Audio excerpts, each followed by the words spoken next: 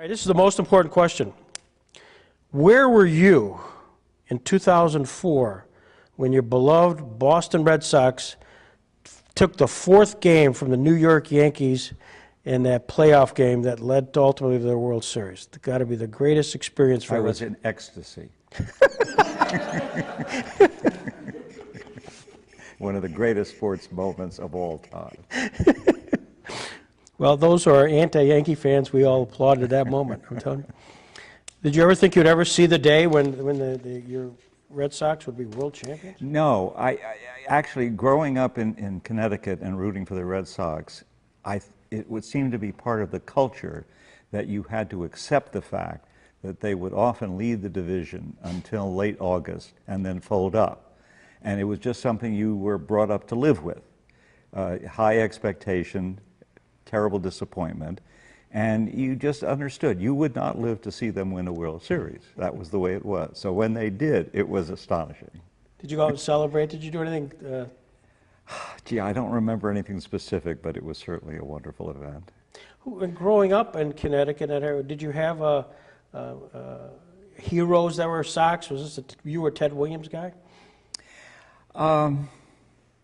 No, I don't know that no, because as I understand it, not a terribly nice person. So while he was a fabulous baseball player, one of the greatest hitters ever, I don't think I admired him totally. I just liked the team. If you were in Hartford, Connecticut was divided. Southern Hartford, New York Yankees, Hartford and above the Red Sox. So it was part of the environment. But I don't think any particular player. I liked a lot of them. I liked Jim Rice. I liked Fred Lynn, Yastrzemski. Jim Rice, the only player in the history of the game who ever broke a bat on a check swing. Mm-hmm. Nobody's ever done that before. So did part of the title of your book, Benched, was there a little baseball statement? Well, it has three significances. Obviously, you sit on a bench if you're a judge. It starts with that. I like the baseball allusion, and there's a few references in the book to sports. I also, as it says towards the end, another reason for the title is the idea that compared to the other two branches of government, I think the judicial branch is just a little on the sidelines. We're not out of things, but I think wield considerably less power, and properly so, than the political branches. So we're benched at least in comparison to the other branches. So I liked it for a lot of reasons, and I thought it was humorous. I hoped. Your dad was a Harvard Law graduate, Harvard Law Review, Assistant General Counsel of the Reconstruction Finance Corporation, yes. a New Deal type guy. Do you know if his paths ever crossed with Jackson's? I never heard him say so, and from a career standpoint, I doubt it.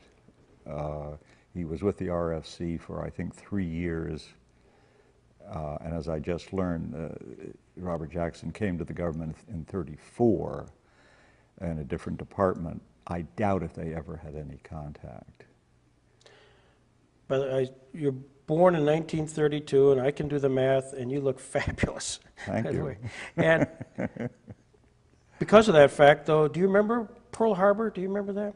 I do. In fact, I think there's a reference in my book, a recollection. I know exactly where I was, Spokane, Washington, of all strange places, where we were living for a short time. And I remember coming out of a movie theater. I guess I was then, 9 years old, if I can do the math. Came out of a movie theater, and people were saying on the streets, Pearl Harbor has been bombed. Japanese bombed Pearl Harbor. And as far as I can recall, nobody knew where Pearl Harbor was. So they didn't quite grasp the significance of it, except to say there was a war. And within a short time, my father went back to Washington as General Counsel of the Office of Civilian Defense. So that's my recollection of Pearl Harbor. And shortly thereafter, it certainly hasn't impacted the West Coast. We just saw an exhibit on Korematsu. Sure. Do you have any recollections of your dad talking about that internment type situation? No, I don't. And I was thinking about Jackson and Korematsu and other cases. I don't even have a recollection growing up of that whole episode. I don't think I had an awareness until law school, frankly. When you were in law school, this would have been 53, 4, 5, 6 time period. Did they teach, Jackson would have just died. I mean, was that even a conversation in law school? Do you remember? I don't recall that it was, no. Yeah. No, of course, 54, that would have been my first year of law school. Mm-hmm. And just encountering law school was momentous enough. We may skip back a little bit, but you chose to go to Yale. Yes. Your dad went to Harvard. Was there a conversation? Brief one. I liked a couple of things about Yale as distinguished from Harvard. I had the idea that it was a little more oriented to broader issues than narrow technical legal issues. I'm not sure that was true, but that was the reputation, and I succumbed to it. I liked the fact that it was smaller. I do recall sitting in our backyard in New Preston, Connecticut one day when Jim Landis, who had been the dean of Harvard and was a good friend of my father's, they were within a year of each other at law school. And I said, he said, I understand you're going to law school. And I said, yes, I am. He said, where are you going? I said, I'm going to the Yale Law School. And after imbibing 2 or 3 drinks, he said in a loud voice, oh, he said, are they teaching law there now?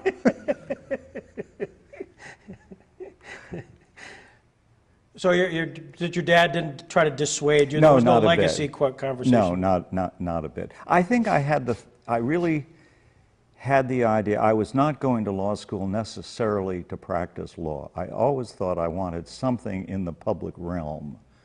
And I thought Yale was more likely to emphasize that. As I say, that was its reputation, whether true or not. So it just seemed like a good idea at the time. And in retrospect, it has been a good idea. And reflection on that thought process, was there something at Princeton or maybe where you grew up that gave you that sort of public service bent? Well, Princeton always has had as its motto, Princeton in the nation's service. I don't know where that started. It may go back to Woodrow Wilson, but I'm not positive. That may go back to James Madison, I don't know. But that was its motto. I'm not sure the motto itself had influence, although it was quite visible. I'm not really sure what pointed me in that direction. I don't know. I just was aware, and I'm aware now, that that was my attitude. I did not think I would have a full career practicing law. As I've said to some in a kidding way, but not entirely kidding, private practice was always my employment of last resort. And that's the way it's been in my life. Well, and you did that. After law school, you clerked for George Washington. That's right. People find that hard to believe. Yeah, I did too. Well, he was of the Washington family. It was not just a familiar name. He was the direct descendant of George's older brother. Did he play on that at all? Well, he was very proud of it. He represented the Washington family in the Society of Cincinnati, I think they call it. Mm-hmm. So he was very proud of it. And then you became senior clerk to Chief Justice Earl Warren. But that sort of had a story unto itself, sort of a serendipitous where you had applied to... It was very serendipitous because I had applied. In those days, only 3 slots at the court were available for Court of Appeals judges, quite different than now when they all come from the Court of Appeals clerkships. So I applied to the justice who took 2 from the Courts of Appeals. That was John Harlan. And I didn't get it, either one. Very distinguished people got them, went on to great careers. And so I went and took a job with a Washington law firm on a Monday. The very next day, I got a call from a friend who was then clerking at the court, who had clerked for Warren and was then clerking for Justice Frankfurt. He said, you have a good chance of getting a clerkship with the Chief Justice. I said, I think that's highly unlikely because I haven't applied to him. And he said in a sort of admonishing tone, well, that's why I'm calling you, because I think your chances will be a lot better if you apply quickly. So I applied, and the next thing I knew, I was called over and hired. I suspected that a couple of judges on the D.C. Circuit who were very friendly with Warren had recommended me. That's the only, I never asked them, but that was my surmise, is that that's what probably happened. But it was serendipitous, to be sure. This is during the 57 term. Right. Okay. And you had a chance to interface with, obviously, the other justices. I'd be curious if you had just had a vignette or something about Felix Frankfurter. I mean, you, by the way, because I'm sitting here and I'm talking to a guy who worked with icons in at least our world, so I'd be curious if you had a story about Frankfurter. Well, I certainly do recall some things.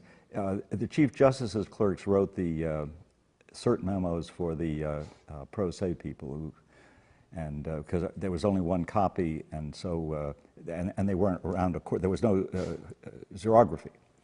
So the other justices saw our memos, and he got hold of me one day in the hall, and he said, turned me around, walking down. He said, I want to talk to you about one of those memos. I said, fine. And then he said, unless you're quarantined from my chambers. I said, no, I assured him I wasn't. Because of a Warren Frankfurter? Because of a Warren Frankfurter tension, yes. And then one day, I recall this conversation, Judge Bazelon's name came up in a conversation. It was then a D.C. Circuit judge, well known, and very liberal. And Justice Frankfurter had no use for Judge Bazelon. And I had the temerity to say, Justice Frankfurter, don't you think a federal system is well served if it has at least one David Bazelon in the system? Well, he went into a lather about it and was very, very forceful in his agreement. So forceful that when I got back to my little office, not my office, within an hour and a half arrived a page-and-a-half single-space typewritten letter the justice had sent me to set me straight on why a federal system ought not to have even one David Bazelon. And he went on and on about judicial restraint and all the values he cherished.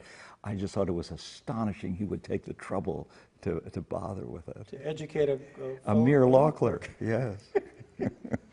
I read in your book about a crazy incident regarding Justice Whitaker and an opinion that Whitaker was supposed to write, and somehow Frankfurter interjected himself. It was astonishing. It was a difficult case in which the conference couldn't make up their minds for several weeks, which itself was unusual. And Justice Whitaker, who was sort of the swing voter of that era, volunteered to write it. The others were surprised, but they all said, that's a wonderful idea. And eventually the draft appeared. It was not very good. We chided the law clerks about it. The law clerks said, we're seeing it for the first time you are. So he had obviously penned it entirely his own.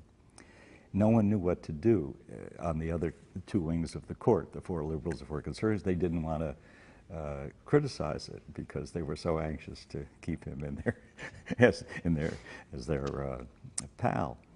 And so a couple of weeks later, Frankfurter took the draft, took it to the print shop, it was in the building, still is, had it reset triple spaced, and in his hand penned, crossed out first every word that made no sense at all, and then inked in every word that should be, which I thought was bad enough. And then, not just showing it to Whitaker, circulated that to the court. Yeah.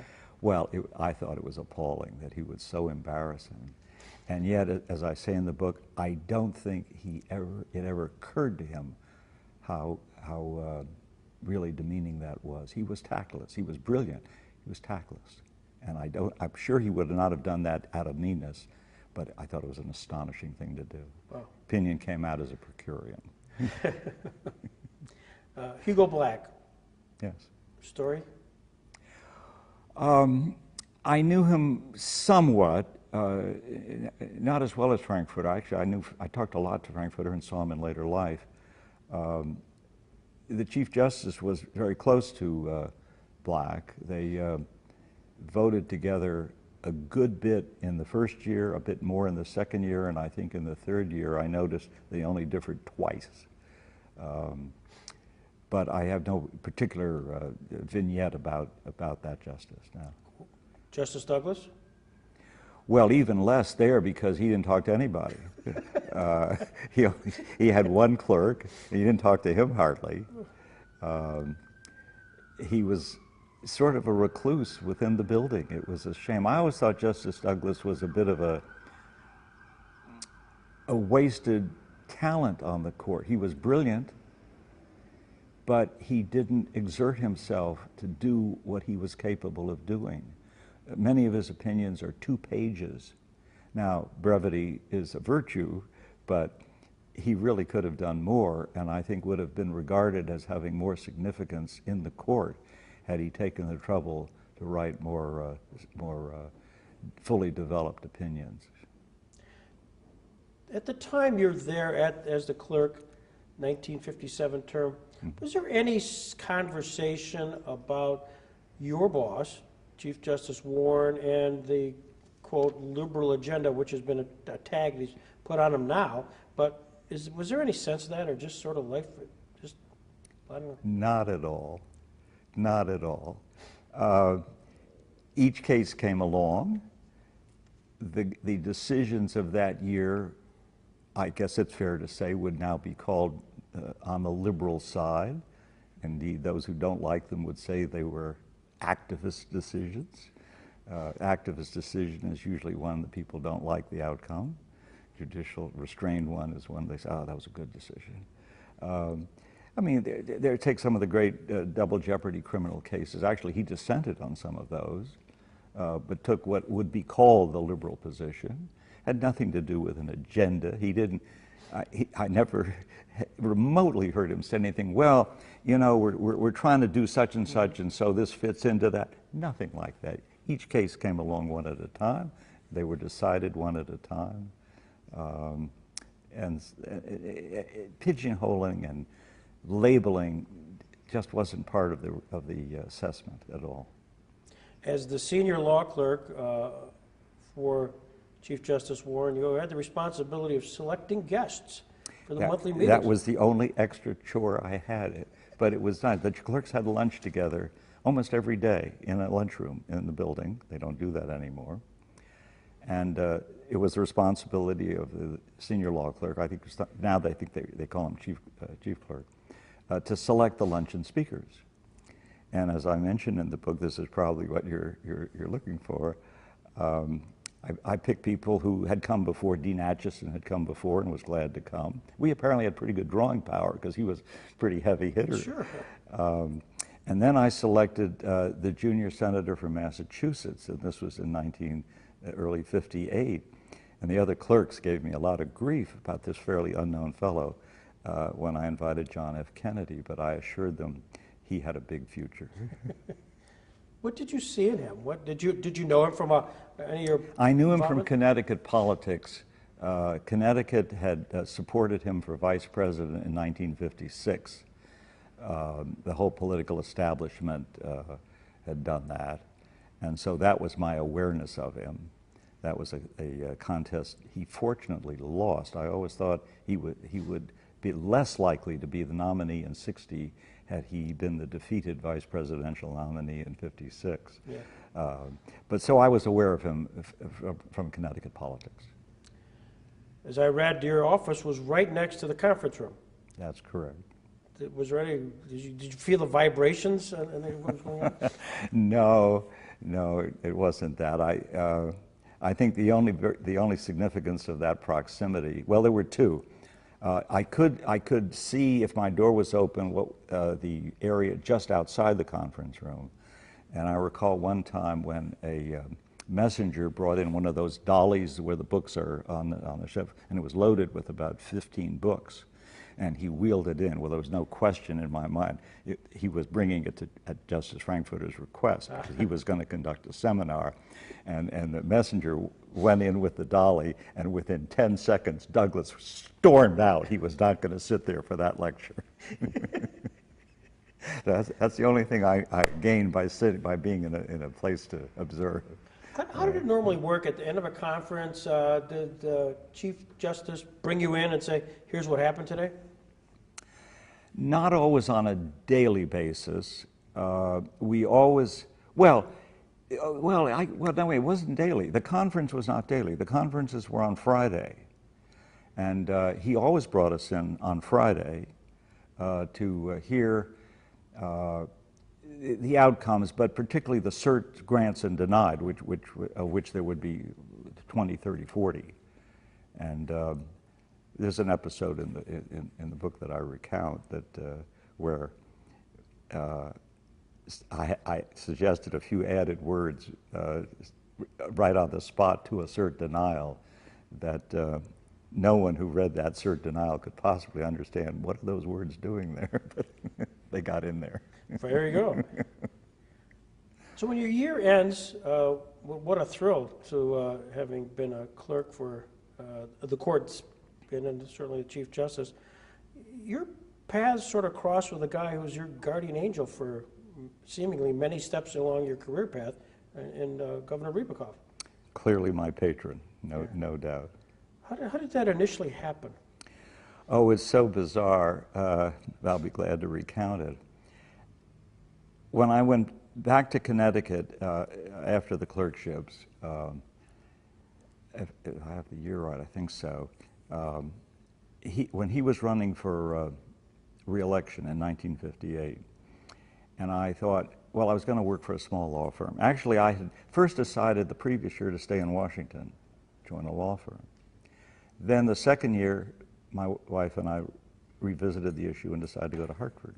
You rarely get to make the same career decision 2 years in a row on the same facts, but we went to Hartford.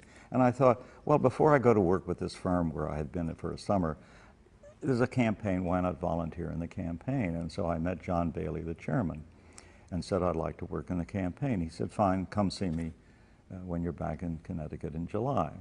So in July I went back to see him, walked into his office. He didn't have the slightest idea who I was, but I reminded him. I think he liked the fact that I had been a law clerk to the Chief Justice. So he said, fine, you sit there.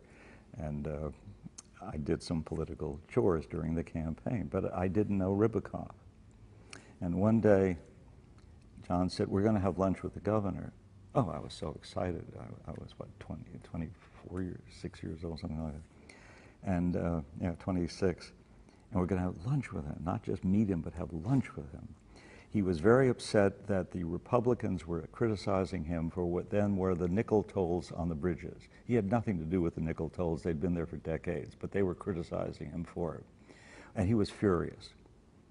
So we sat over there. He hadn't come for lunch yet, and there were only about 4 or 5 of us in a seat waiting for him. He came in and he sat down. There was no hello. There was no introduction. He simply went into a tirade in rather colorful language about how outrageous this attack was. He carried on for about 5 minutes, and he got up and he said, I want a program on my desk tomorrow to fix this, and he stormed out. So I never said hello to him. He didn't have the slightest idea who I was. If you had told me then, this fellow will be responsible for 3 presidential appointments for you, your whole career, I would have said, impossible, he doesn't know my name. But that was the beginning. And of those 3 appointments was U.S. Attorney? U.S. Attorney was the first, yes. And you did that for 5 years. And as a U.S. Attorney, we're mindful here at the Jackson Center of studying Attorney General Jackson's 1940 letter to all the U.S. attorneys regarding the powerfulness of a prosecutor, U.S. Attorney as a prosecutor, and decisions over really an individual's life, whether to prosecute, not prosecute, seek indictment, things like that. Again, at that point, was Jackson part of the U.S. Attorney's world as far as just any sort of legacy there? No, I don't, not in my recollection. But the point he made was certainly still extremely valid. The prosecutor's decision, in many respects, the most critical decision in the whole law enforcement process, because, particularly in the federal system, I think, where once you start the process, it highly likely is going to end up in a conviction. The federal government generally takes only strong cases. The state systems it's a little different. First place, they're elected. They have to try to present some cases, may not be so strong. U.S. Attorney is appointed, doesn't fear election issues, so they go with strong cases. And so that decision whether to start the process or not is often more critical than anything else. Once you start, there's a high likelihood there's going to be a jury conviction. The judge is then going to impose a sentence. Judge will decide, of course, jail or no jail. That's another critical decision. But that first, whether to start the process at all, I think is even more critical. Then your next career step is getting onto the federal district court. And I love the story in the book regarding the conversation that your guardian angel had with Senator Eastland. For the audience and the camera, could you share that? Well, sure. What had happened was there was a vacancy on the Court of Appeals, and a district judge was named to that vacancy, but not yet confirmed. That left the position on the district court, which had been vacated. So Governor Ribicoff, then Senator Ribicoff, suggested to then President Nixon that he ought to name me to the district court, which was a stretch because it was very rare for any president to name a district judge across party lines. It happened, I think, 4 or 5% of the time, perhaps less. But because of this circumstance of a Court of Appeals vacancy and a district court vacancy, there was the possibility of some packaging. But Ribicoff didn't really operate that way, and he made that clear to me. He said, he said, gee, I've written for you, and I certainly hope you get it, but he said, I'm not going to hold up, it was Bill Timbers, I'm not going to hold up that nomination. He said, I don't do that. I said, I understand. So it sat for a long time with nothing happening. So I walked into one day and I said, I've got a thought. You know, it's a very small district. There are only 4 district judges, and the vacancy going on now for many, many months really is a hardship for the district. Why don't you write the president a letter and say, you're going to hold up Timbers only until the White House makes up its mind who the district court nominee is going to be. Oh, he said, that's a good idea. He said, draft me a letter for that. So I drafted the letter, and he sent it. Well, that very evening, the Senate was in session late. And he walked into the dining room, and there was Senator Eastland, the chairman of the Judiciary Committee. And they were fairly friendly. He sat down next to him, and this letter was on his mind. He just sent it, so he told him about this maneuver to just hold it up long enough to get a decision. So Eastland said to him, Abe, he said, I'm not going to try the accent, he said, but in a southern drawl. He said, let me see if I understand what you're saying. He said, you're saying you want Newman, and you want Newman on the district court, they want Timbers on the Court of Appeals. Is that about right? And Senator Rivers said, yes, that's it. Well, he said, no way they're going to get their guy until you get your guy. So he made the package, not Ribicoff. Senator Eastland, of all people, became my benefactor. Personal story, I was telling John just yesterday, having read the book, about Chief Judge Timbers' son, Nick Timbers, went to college with me. Oh, really? At Allegheny, and we lived next to each other in 1971, 72. Oh. So when all of this was going on, I can recall very distinctly Nick coming in and giving me a beer, saying, guess what just happened to my dad?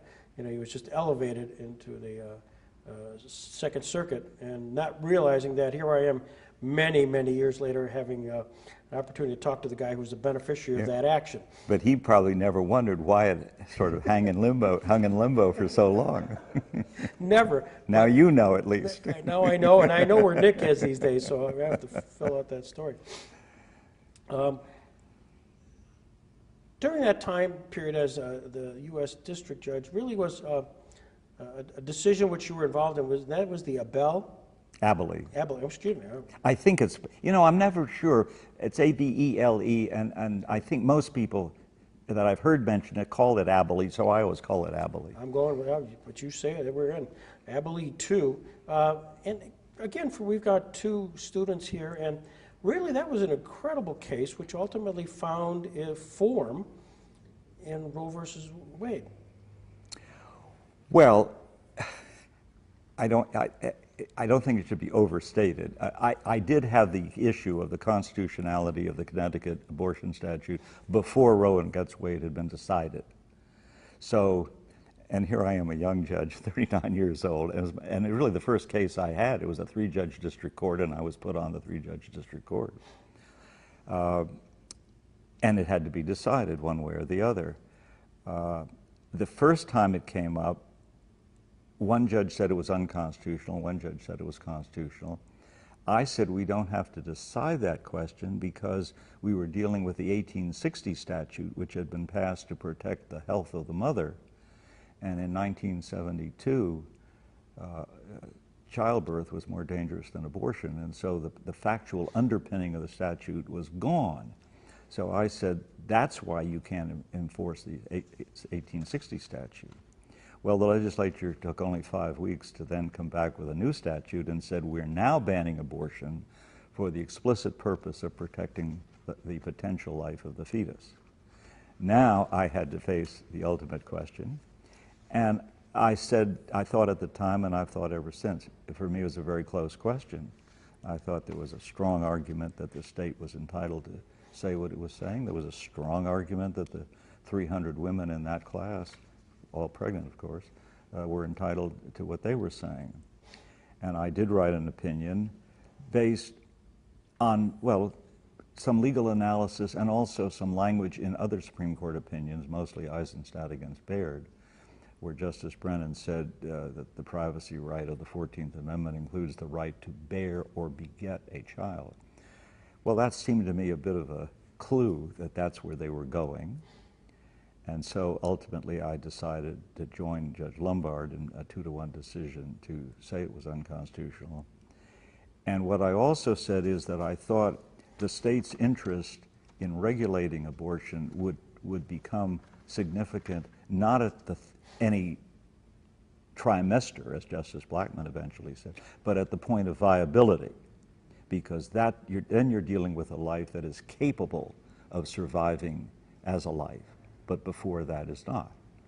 So I pointed that out, and according to some of the justices' papers which have been reported, David Garrow's book reports this at great length, their papers apparently were aware of my opinion, and viability came into the opinion, into the Roe opinion. So to some extent, they were at least aware of what I said, I'll put it that way. Which then still is part of the legal lexicon. It is. It must give you a sense of pride. Well, I guess in a sense. I mean, I don't think the judicial product is something you really take pride in. I mean, you do your best to resolve a case according to what you really think the legal principles are. You try to write something as well as you can. I've never really thought of it as a point of pride, though. Some opinions end up having significance, some don't. Some you think are perhaps your best work product, nobody pays the slightest attention to. So I don't think I would use that word, but I see what you're talking about, and so I'll plead guilty. Well, you became then elevated to the next level, circuit court, and then chief judge of the circuit court. And did Ribicoff, he also had a play in that, didn't he? Yes, but not nearly as much as in the district. In the district court, as you know, senators have the major say. Always, if they're the same party as the president, less so in my case, but nonetheless significant. Court of Appeals in my case was quite different. President Carter did something that had never been done by a president. He created advisory commissions in all the circuits, half lawyers, half non-lawyers, and he pledged himself by regulation to name people only from lists submitted by those commissions. That was an extraordinary thing to do, and it's never been done since. So for that appointment, you applied to the commission if you were interested. They screened the papers they got and got down to a group that they would interview. I made that cut. They then brought you in for a very rigorous interview, actually far more demanding than the Senate hearing that eventually followed, which was fairly pro forma. And then in my case, there was supposed to be 5 names for every vacancy, but in my situation, since there were 2 vacancies on the Court of Appeals, the Justice Department asked the committee to name 8 names. And I made the list of 8. At that point, I think it's fair to say politics played a part, and Ribicoff's support of me, I think, was certainly of significance in Carter in naming me as one of the 2, sure. You mentioned in the book that you've written 1,351 opinions as of the writing of the book, and I have my partner in Phillips Lytle write to me saying there's none more important than the opinion, which was a dissenting opinion, in a case which called National Organization for Marriage versus Walsh. And this was just sent to me this afternoon by my partner up in Buffalo, because you, Judge Newman, mentioned specifically within the opinion, the dissenting opinion, letters from Craig R. Buckeye, counsel for the defendant. So my partner went bananas when he knew that you were going to be here today. Clearly my most important opinion. And he said, if nothing else, please, if you mention it, how proud he was that his name is actually mentioned twice in this opinion. And I will get a bonus if I get you to autograph that opinion. Be glad to. Be glad to. So, thank you. You're on the Circuit Court of Appeals. You write opinions, and of course, the next stop is the Supreme Court if there's an appeal. And when you know that that's been accepted for review by the Supreme Court, do you have a visceral reaction knowing that your majority opinion is now going to be subject to review? Well, I have a stronger visceral opinion when what they've accepted is a case in which I dissented. Okay. I love those. And then when they, as has happened a few times, they adopt my dissent, or at least my dissenting opinion, I think that's very good. I've asked that, what do you think if you're reversed by the Supreme Court? I don't regard it as a real disappointment. I talk about that in the book. I review every case of mine that they've reviewed. There are not that many. Some they've approved, some they've disapproved. I do acknowledge in the book that I still think I was right. I'm a little stubborn that way, I guess. They have a different task, and the circumstances change. For example, I recall one case where I think our court got it absolutely right because we followed a prior Supreme Court opinion, and when it went to the Supreme Court, they added a refinement to their jurisprudence that was not in their early opinion. Had it been in their earlier opinion, we'd have come out the other way. But it wasn't. We followed their early opinion. They changed the ground rules, moved the goalposts, some might say. So we got reversed. Well, I didn't lose sleep that night or get upset. They changed something. We did what we thought was right at the time, and I still think at the time, under those circumstances, it was right. So, no, it's not I don't think it's a big deal for any judge of the courts of appeal. First place, they review so few of ours. Mm-hmm. I think from our court, if they take 3 or 4 a year, that's a lot. And then the odds of whether I'm on one of those panels is fairly slight. So I've had maybe, I forget what I said, counted, I had 10 or 12 or so over, I've been doing this now on this court 36 years. So that's not many. So it's not something that you wake up every morning and say, gee, are they going to review that case? No, you just don't pay any attention to it at all. You don't write your opinion thinking they're going to take it, much less worrying about it. You pay attention to what they have said. It's a hierarchical system, to be sure. And of course I pay attention and endeavor to follow what they say, assuming they make it clear enough what the law is, which we hope they will do. But I don't think the relationship of courts of appeals to the Supreme Court is a major part of our thinking at all. Indeed, it's a very minor part of our thinking. Well, as Justice Jackson said one time, the Supreme Court is not final because we're infallible, but infallible because we're final. Brown v. Allen. Yep. You mentioned in your book that quote. You also talk about Justice Jackson being, if not your favorite, one of your favorite justices. Not one of, the favorite. Why? Well, I guess two reasons. I think I agree with almost every decision he made, and I don't think I agree with almost every decision any other justice made. Secondly, I think he was clearly the best writer in the history of the court. So anyone who combines those two pluses has got to be my favorite.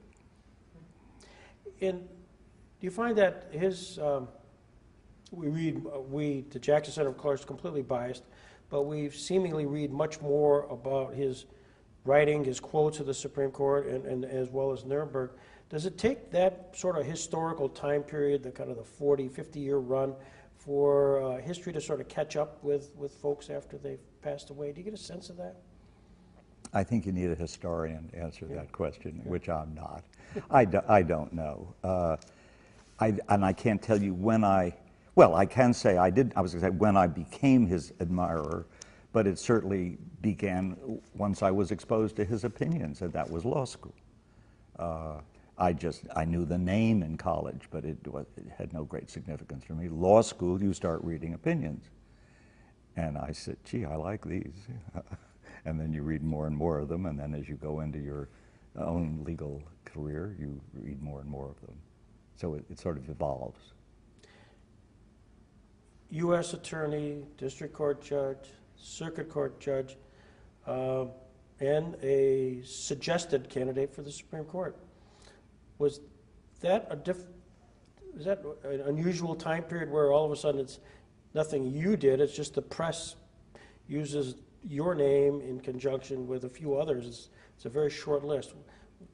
Talk a little bit about that time period. You're kind of limbo. Well, it was a curious set of circumstances. The press did speculate. At one point, the New York Times advised its readers that it was down to two, Breyer or me. They thought that until the day when Justice Ginsburg got the vacancy. You're obliged to think about it when you read that. When the press seems to be serious, if you're just one of 20, you don't think about it. But when they're talking that way, you think about it. And I did think about it. And although people are either surprised or disbelieving or both, I talked to my wife about it, and I talked to Ribicoff about it, and my conclusion was this was not for me at that time in my life.